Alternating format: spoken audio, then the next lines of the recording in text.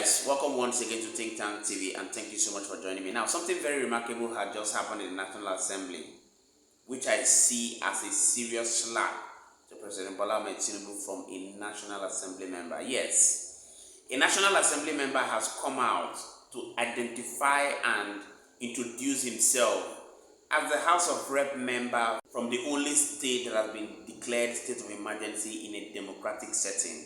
And it caused some sort of uproar in the National Assembly. Take a look at the full video for yourself, and I will be coming back to give you what Nigerians think about it. Thank you very much,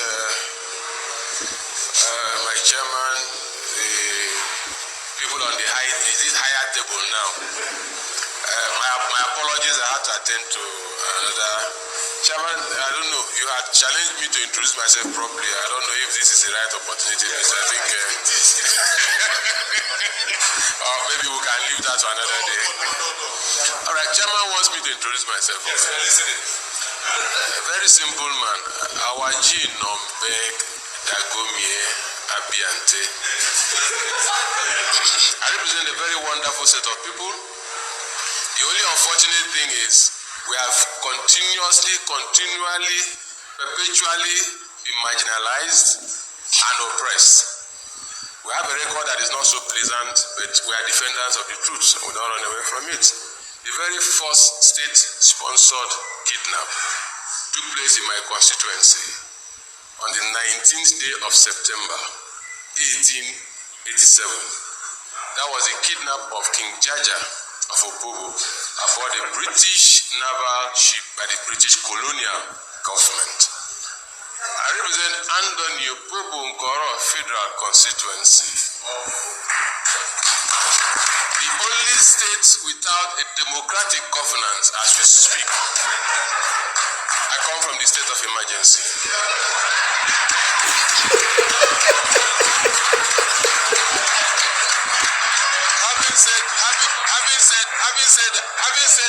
Having said that, my chairman, I bring you good news from my people. Inside the state of emergency. They say I should also let you know we have been discussing farm. Nobody has remembered the scourge of sea piracy that has kept our people hungry. We are fishermen. We may not have the luxury of having 50,000 hectares of land like my brother do. So what are we doing to secure our waterways so that my cousins who are not here, my sisters, the grandfathers can still go to their pens to harvest the little periwinkle, the little sardine, the little mullet, the little tilapia to feed themselves and guarantee that the aspect of protein, nutrition, and the micronutrients embedded in seafoods are made available for the populace. That's my concern that they asked me to, not me, they asked me to tell you, sir. And I am very happy, sir. I may be the person that is wrong. If I am wrong, please educate me. I have been told that there is a lead organization relative to internal security. And when we're talking about borders on security, so that we can have food in its right way and volume and all of it. I am sure we just watched a reality movie. Mr. Chairman, sir, I'm sure we just watched a reality movie here today. And if we have watched it, what hope do we have? The lead agency in terms of internal security, I'm not sure whether you are the one that is wearing your uniform today. I can't find the police here. And in an environment like this, they are the lead agency in internal security. They just acted a movie. And that movie is the reality of Nigeria. That there is absence, complete absence of security. It's a movie that they just acted.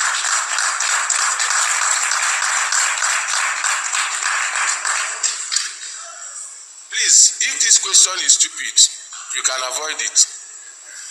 I want to know, sir, is there anything that the military, the paramilitary, and everybody associated with security in this country will lose? Is there anything that they will lose if we are able to have a secured Nigeria? And if there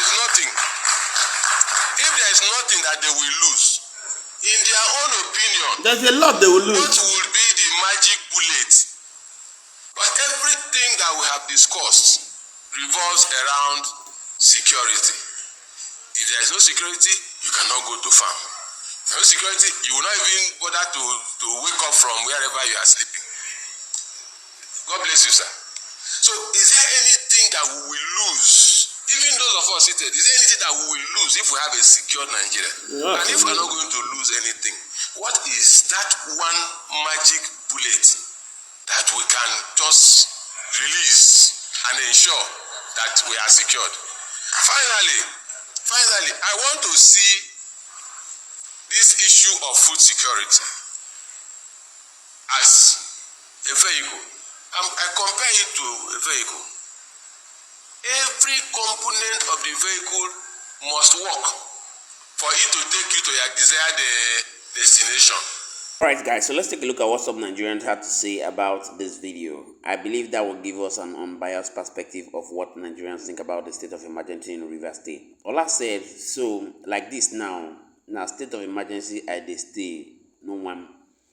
And Unari said, every boss. And Enefa said, tell Rep say CSO they owe launch. State of emergency indeed. And Patient said, that's the best way to describe it. And Ruben said, always representing. Darlington said, my man. And Ekin said, he doesn't just speak, he communicates. He doesn't just communicate. Every point raised had significant concern that deserve careful consideration. And Ambassador Graham said, a mature way to protest. Wow. Victor said, a good representative. And Emmanuel said, wow, so philosophic. I love this guy. Tammy said, one of those that we are proud of, proud to call a rep. And Peter said, I have spoken well. You have spoken well, sir. Miracle said, when I say my uncle, this chamber. Chris said, correct. And Adindu said, indeed, good at what he does. Keep representing. Eric said, this rep is very intelligent. I like hearing him speak.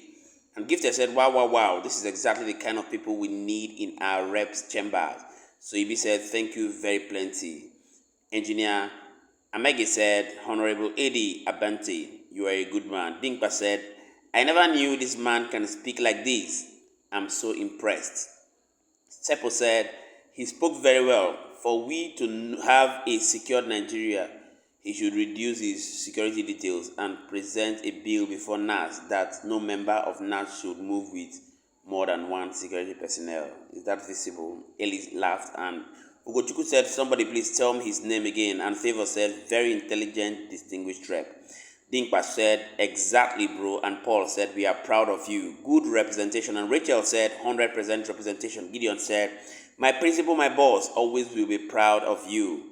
Boma said they should be ashamed of themselves that their state of emergency in Rivers State under democracy and not laughing and clapping when he said, I come from state of emergency.